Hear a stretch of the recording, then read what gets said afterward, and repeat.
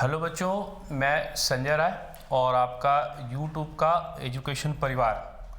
जैसा कि आपको पहले ही से बताया गया था, जो अजय जी के साथ आपका GIC का लाइव हुआ था, उसमें आपको बताया गया था कि इस चैनल पे अब TGT PGT की क्लासेस शुरू होंगी। TGT PGT नेट JRF, और उस क्लास की शुरुआत मैं ही यानी कि संजय राय करूँगा। और इतिहास कल से आपकी लाइव क्लास चलेगी और 9 बजे से सब लोगों को हो जाना है तैयार। तो कल से 9 बजे से लाइव क्लास हिस्ट्री इतिहास TGT PGT नेट JRF। और मैंने पहले ही बताया था कि मैं 1 तारीख से पहले थोड़ा थोड़ा आपके पास आता रहूँगा, कुछ चीज़ें शेयर करता रहूँगा। मैंने पिछली बार में इंडस वैली सिविलाइजेशन का मैप, सिंधु घाटी सभ्यता का मैप आपको डिस्कस किया था। इसलिए डिस्कस किया था कि थोड़ा सा जब आप मैप समझे रहेंगे तो पढ़ाने में हमारे लिए आसानी होगी। आज मैं एक छोटा सा टॉपिक आपको समझा रहा हूँ। बस समझाने का उद्देश्य ये है कि देखिए, किसी चीज़ को अगर समझ के पढ़ेंगे तो कितनी अच्छी तरह से चीज़ों को समझा जा सकता है। और इतिहास निश्चित रूप से रटने वाला सब्जेक्ट नहीं है, ये प्रमाणित हो जाएगा।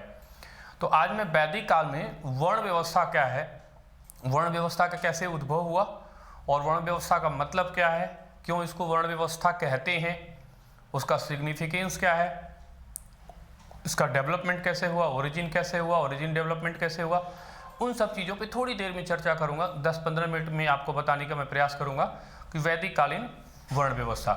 तो चलिए, जैसे वैदिक कालीन वर्ण व्यवस्था पर हम लोग बात करते हैं, तो किसी भी समाज के लिए सबसे महत्वपूर्ण क्या होता है? तो किसी भी समाज के लिए सबसे महत्वपूर्ण ये होता है कि ये आपका जो समाज होता है, किसी भी समाज के लिए इसका वर्गीकरण बहुत महत्वपूर्ण होता है। इसका वर्गीकरण जो होता है वो बहुत महत्वपूर्ण होता है कि किसी समाज का वर्गीकरण कैसे किया जाए। और ये समाज का जो वर्गीकरण होता है वो वर्गीकरण इस रूप में महत्वपूर्ण होता है कि ये वर्गीकरण जितना वैज्ञानिक होगा, समाज हमारा उतना ही प्रगतिशील होगा। तो जो समाज जितना वैज्ञानिक इसका वर्गीकरण कर पाएगा, उतना ही प्रगतिशीलता उसमें आएगी। तो हम लोग ये देखते हैं कि वैदिक काल में समाज का वर्गीकरण कैसे किया गया था और उससे वर्ण व्यवस्था कैसे रिलेट होती है। तो वैदिक काल में समाज का जो वर्गीकरण किया गया था, इस व्यवस्था को हम कहते हैं क्या? इसको हम कहते हैं वर्ण व्यवस्था, समाज के विभाजन का आधार। मैं इसको एकदम अच्छे से आपको समझाने का प्रयास करता हूं। आप इसको देखिए और देखिए कि छोटी छोटी चीजें कैसे कैसे गलत होती हैं और कैसे उसको आपको ठीक करना है। अगर आपसे हम ये पूछें कि आप ये बताइए कि वर्ण व्यवस्था या समाज के विभाजन का पहला आधार किसको बनाया गया था, किस तत्व को पहला आधार बनाया गया था? तो निश्चित रूप से आप लोगों में से 10 लोगों में से 8 लोग ऐसा बताएंगे कि कर्म व्यवस्था को उसका आधार बनाया गया था। फिर हम बताएं कि समाज को शुरू में कितने भागों में बांटा गया था। चतुर्वर्णीय व्यवस्था से पहले कौन सी व्यवस्था थी, समाज कितने भागों में बटा था? तो हो सकता है कि थोड़ा सा कंफ्यूजन आपको हो सकता है, उसका मैं एकदम बेसिक से आपको बात समझाता हूं। देखिए, वर्ण व्यवस्था, पहले तो ये समझना है कि वर्ण व्यवस्था को वर्ण व्यवस्था क्यों कहा जाता है। वर्ण का क्या अर्थ होता है? वर्ण का अर्थ होता है रंग। वर्ण का अर्थ होता है रंग। अब यहां पर रंग का क्या आधार है? जब वैदिक कालीन समाज हुआ तो वैदिक कालीन समाज को शुरू में 2 भागों में बांटा गया। 2 भागों में बांटा गया। एक लोग जो गोरे थे, गोरे लोगों को आर्य कहा गया, ठीक है। और जो काले लोग हैं तो इन काले लोगों को अनार्य कहा गया, ठीक है। तो अब समाज कितने भाग में बट गया? 2 भागों में, ठीक है। समाज कितने भागों में बट गया? 2 भागों में। जो आर्य हैं, जो गोरे हैं वो आर्य हैं, जो काले हैं वो अनार्य है। तो पहला आधार रंग था या वर्ण था। इसीलिए बाद में ये व्यवस्था का चाहे जितना भी विकास हुआ हो, इस व्यवस्था को वर्ण व्यवस्था के नाम से ही जाना जाता है। इसको व्यावहारिक तरीके से आप समझ सकते हैं। जैसे आप कहीं भी जैसे टीचिंग के जॉब में लग जाते हैं, आप प्राइमरी स्कूल में हो, आप हाई स्कूल में हो, इंटर में हो, डिग्री कॉलेज में हो, और उसके बाद क्या होता है कि आप सिविल सेवा में आ जाओ, आप आईएएस बन जाओ। गांव वाला व्यक्ति या समाज वाला व्यक्ति आपको डीएम साहब नहीं बोलेगा, आपको क्या बोलेगा? मास्टर साहब। क्यों? क्योंकि वो मास्टर साहब आपकी पहली पहचान है। पहली पहचान जो होती है वो आपके नामकरण के लिए महत्वपूर्ण है। इस चीज़ को आप व्यवहार में ऐसे भी समझ सकते हैं कि ग्रामीण परिवेश में या शहर के परिवेश में अगर कोई आता है और किसी को बुलाता है, परिवार के बड़े सदस्य को, तो उसके बड़े नाम के लड़के या लड़की के नाम से लेकर के बनाता है कि एक्स की माँ, एक्स के पिताजी कहाँ हैं, छोटे लड़के के नाम से नहीं, क्योंकि वो पहला है। पहला जो पहचान देके जाता है वो बहुत महत्वपूर्ण है। तो यहाँ पर समाज में जो विभाजन का पहला आधार था वो वर्ण था, और वर्ण था इसलिए इसको वर्ण व्यवस्था कहा गया। अब ये जो मैंने पहले ही कहा था कि समाज कौन चलेगा, कौन टिकेगा? जो वैज्ञानिक होगा, जो वैज्ञानिक समाज होगा, जो प्रगतिशील समाज होगा वही चलेगा। तो वर्ण को समाज के विभाजन का आधार बनाना निश्चित रूप से ये पूरी तरह से वैज्ञानिक नहीं है, क्योंकि इसके आधार पे कि कोई गोरा है, कोई काला है, इस आधार पे समाज का जो विभाजन है वो बहुत प्रगतिशील नहीं कहा जा सकता। इसलिए ये वर्ण व्यवस्था आगे बढ़ी, लेकिन वर्ण व्यवस्था का जो आधार है वो परिवर्तित होना तय था। और वर्ण व्यवस्था का जो आधार है, वर्ण व्यवस्था का दूसरा आधार बना कर्म। ठीक है? और कर्म के आधार पर देखिए, यहां एकदम सिस्टमेटिक वे में आपको जाना है। यहां समाज कितने भागों में बटा? 2 भागों में। तो सीधे 4 भाग में मत जाइए, यहां पर कितने भाग में आ जाएगा? 3 भाग में आ जाएगा। ठीक है? ये ब्राह्मण, ये क्षत्रिय, और तीसरा जो है ये विश्व। तीसरा जो है विश्व। विश्व में कौन है? ये कॉमन पीपल है, यानी सामान्य जनता है। तो वर्ग कितने हो गए? 3, ब्राह्मण, क्षत्रिय, विश्व या वैश्य। तो कर्म के आधार पर समाज को फिर 3 भागों में बांटा गया। ये जो कर्म के आधार पर विभाजन था, ये जो विश्व है, ठीक है, इसका फिर 2 भागों में डिवीजन हुआ। एक इसी में से कौन बना? वैश्य बना, और चौथा जो है वो शूद्र है। चौथा जो शब्द है वो शूद्र है। ये जो शूद्र है, शूद्र के बनते से ही ये क्या हो गया? 3, 4। तो देखिए 4 वर्ण जा करके ना, इसीलिए इसको वर्ण व्यवस्था कह रहे हैं, जाति व्यवस्था नहीं, वर्ण व्यवस्था। तो वर्ण कितने हो गए? ब्राह्मण, क्षत्रिय, वैश्य और शूद्र। अब ये जो बात है, तो ये एक साहित्यिक काल है। इसका मतलब हमको प्रमाणित करना पड़ेगा कि ये जो शूद्र शब्द है या वर्ण व्यवस्था जो है, ये कहां से, किस साहित्य से पता चलता है कि हाँ ये शूद्र शब्द पहली बार आया, या समाज पूरी तरह से 4 भागों में बट करके स्थिर हो गया। तो ये जो शूद्र शब्द की अगर हम बात करें, ठीक है, तो शूद्र शब्द जो है, एक जो पहला वेद है ऋग्वेद, ऋग्वेद का 10वां मंडल है, ऋग्वेद का 10वां मंडल है, और इस 10वां मंडल में एक विराट पुरुष की परिकल्पना की गई है। विराट पुरुष की परिकल्पना की गई है, और इसके लिए सूक्त की रचना की गई है। एक सूक्त की रचना की गई है, तो इसीलिए इसको क्या कहते हैं? पुरुष सूक्त कहते हैं। इसको पुरुष सूक्त कहते हैं। तो इस पुरुष सूक्त में ये विराट पुरुष क्या है? ये विराट पुरुष को आप ब्रह्म कह सकते हैं, इस विराट पुरुष को आप प्रोटो मटेरियल कह सकते हैं, इसको आप भगवान कह सकते हैं, ईश्वर कह सकते हैं, इसको आप हिंग्स बोसान कह सकते हैं, इसको आप गॉड पार्टिकल कह सकते हैं। तो माना यह जाता है कि इस विराट पुरुष या हिंग्स बोसान के शरीर के अंगों से 4 वर्णों की उत्पत्ति हुई। पहला चीज ये ध्यान रखना है कि अगर शरीर से सारी उत्पत्ति हुई है तो शरीर के सारे अंग बराबर महत्व के होते हैं। शरीर के सारे अंग बराबर महत्व के होते हैं। तो जो लोग इतिहास में इस तरह की परिभाषा बताते हैं कि देखिए पैर से डेवलपमेंट हुआ है, ब्राह्मण जो डेवलपमेंट हुआ है वो मुख से हुआ है, ठीक, क्षत्रिय का डेवलपमेंट किससे हुआ है?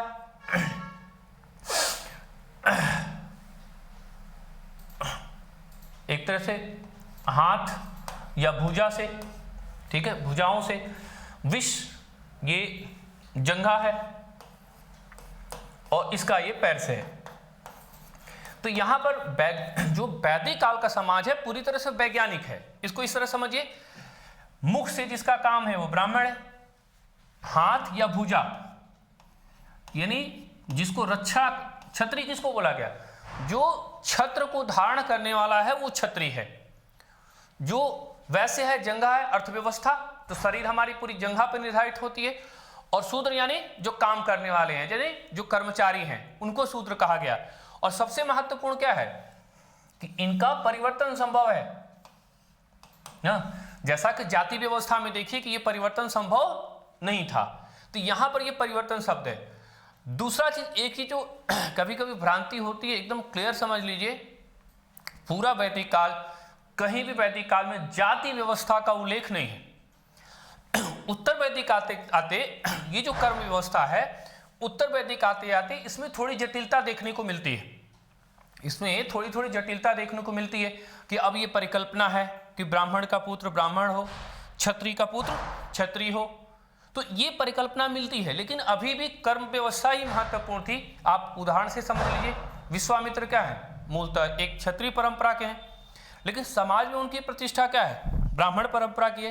तो इस रूप में ये चीज बहुत महत्वपूर्ण है कि कर्म महत्वपूर्ण है। और कर्म की महत्ता है, जो जाति आएगी तो उसमें आनुवंशिकता आ जाएगी। एक परिवार विशेष में जन्म लेने के कारण ही किसी को ब्राह्मण कहा जाएगा, एक परिवार में जन्म लेने के कारण किसी को क्षत्रिय कहा जाएगा। तो वहां पर जो सामाजिक गतिशीलता है वो कहीं ना कहीं से क्या होती है, वो बाधित होती है। यहां पर सामाजिक गतिशीलता नहीं है। इसको आप बहुत अच्छे से समझ सकते हैं कि ऋग्वेद के एक सूक्त में क्या कहा गया, मैं कवि हूं, मेरे पिता मेरी माता आटा पीसने वाले हैं और पिता वैद्य या विशज है। और उससे जो महत्वपूर्ण बात क्या है कि आगे क्या लिखा हुआ है कि हम सब सुखी पूर्वक एक जगह पे रहते हैं। तो हम सब के सुखी रहने के एक जगह का अर्थ क्या हुआ कि हम सब सुखी रहते हैं। इसका मतलब ये है कि यहाँ पर कर्म महत्वपूर्ण है। कोई डॉक्टर है उससे मतलब नहीं है, सारे कर्म जो हैं वो बराबर महत्व के हैं। तो कर्म की प्रतिष्ठा वाला आधारित जो समाज है यही वर्ण व्यवस्था है। बाद में इस वर्ण व्यवस्था से आश्रम व्यवस्था को जोड़ा गया। तो जब इस वर्ण व्यवस्था को आश्रम व्यवस्था से जोड़ा गया तो उस आश्रम व्यवस्था को वर्णाश्रम व्यवस्था कहा गया। चलिए उस पर तो वर्णाश्रम पे हम बाद में बात करेंगे। यहां मैंने आपको वर्ण व्यवस्था को स्पष्ट करने का प्रयास किया। वर्ण व्यवस्था समाज के विभाजन का एक वैज्ञानिक आधार। वर्ण इसको क्यों कहा गया, वर्ण इसलिए कहा गया कि ये रंग पर आधारित थी। समाज को पहले दो भागों में बांटा गया था। जो आर्य थे वो विजेता थे, हारे हुए लोगों को अनार्य कहा गया। ये मध्य एशिया से मूल रूप से जो आए हैं वो गोरे हैं त्वचा में। इस रूप में एक सिंपल सा डिवीजन हुआ, लेकिन ये सिंपल सा डिवीजन बहुत वैज्ञानिक नहीं था, इसलिए रंग को बदला गया और आधार क्या हो गया, जो कर्म है वो आधार।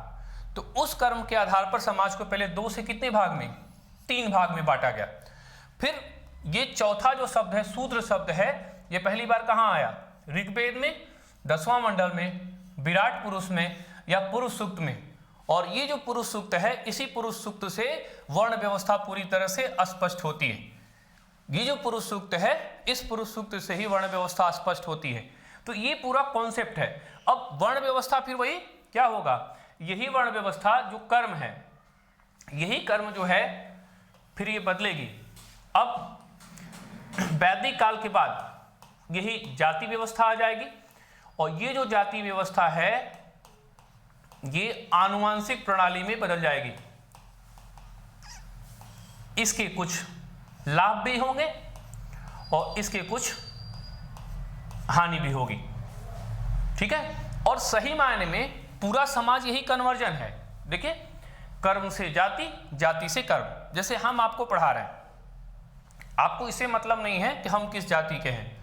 आप पढ़ रहे हैं, हमको भी ये मतलब नहीं किस जाति से। इसका मतलब क्या है, हमारी प्रतिष्ठा चूंकि मुख से आधारित काम है, इसीलिए देखिए, पढ़ने वालों का, पढ़ाने वालों का, और पढ़ने वाले पढ़ाने वालों और स्त्रियों की जाति क्या है, ये ब्राह्मणों की जाति मानी जाती है। क्यों मानी जाती है? देखिए, ब्राह्मण भी मांग के खाता है, टीचर भी मांग के खाता है, जो स्टूडेंट है वो अपने गार्जियन से मांग के खाता है, और जो स्त्रियां हैं वो भी अपनी गार्जियन से। तो ये हम सब की एक प्रजाति है, हम लोगों की जो जाति है वो ब्राह्मणों की जाति हुई। यहां पर ये मतलब नहीं है, कहने का मतलब क्या है, कर्म से जाति आई, जाति से कुछ लाभ भी हुआ, कुछ घाटा भी हुआ। जाति व्यवस्था ने समाज को व्यवस्थित भी किया, बाद में अव्यवस्थित भी किया, लेकिन पूरा आधुनिक काल का समाज का पूरा सिनेरियो आपका यही है कि कैसे आपको वर्ण से कर्म पे जाना है, कर्म में थोड़ी जटिलता आएगी, फिर वो जाति व्यवस्था में बदलेगी। लेकिन वैदिक काल में जाति व्यवस्था का कोई अनुच्छेद कह सकते विवरण नहीं है, तो पूरे के पूरे वैदिक काल में इसका कोई विवरण नहीं है। अब ये पूरा वर्ण व्यवस्था का कॉन्सेप्ट है, तो ध्यान रखना क्वेश्चन इसी तरह से आएगा। क्वेश्चन नंबर 1, वर्ण व्यवस्था का पहला आधार क्या है? रंग। ये शूद्र शब्द पहली बार कब आया? ये किस मंडल में आया? 10वें मंडल में आया। क्वेश्चन, ये विराट पुरुष की परिकल्पना क्या है? ये वर्ण व्यवस्था का सिद्धांत किससे प्रतिपालित होता है? ये वैदिक काल में जाति व्यवस्था है कि नहीं है? तो नहीं है, बाद में जाति व्यवस्था आई। तो इस व्यवस्था को वर्ण पर आधारित होने के कारण ही वर्ण व्यवस्था कहते हैं, और आज भी वही हो रहा है, कर्म से जाति और जाति से कर्म, कर्म से जाति और जाति से कर्म। ये वर्ण व्यवस्था का पूरा कॉन्सेप्ट है, और ये जो वर्ण व्यवस्था का कॉन्सेप्ट है ये पूरा हो जाता रहेगा। तो ये पूरा का पूरा सिस्टम आप समझिए। तो कोशिश मैं करूंगा, हिस्ट्री में थोड़ा समय लूंगा ना, औसत लोगों से पढ़ाने में थोड़ा हमको ज़्यादा समय लगेगा आपको, हाँ, क्योंकि कॉन्सेप्ट में पकड़वाने की कोशिश करूंगा। और आप क्लास करके देखिए 2-4 दिन, आपको नहीं लगेगा कि इतिहास याद करने वाला सब्जेक्ट है। इतिहास एकदम समझने वाला सब्जेक्ट है, और सूत्र तो मैथमेटिक्स में भी अगर आप प्रयोग में नहीं लाएंगे तो भूल जाएंगे।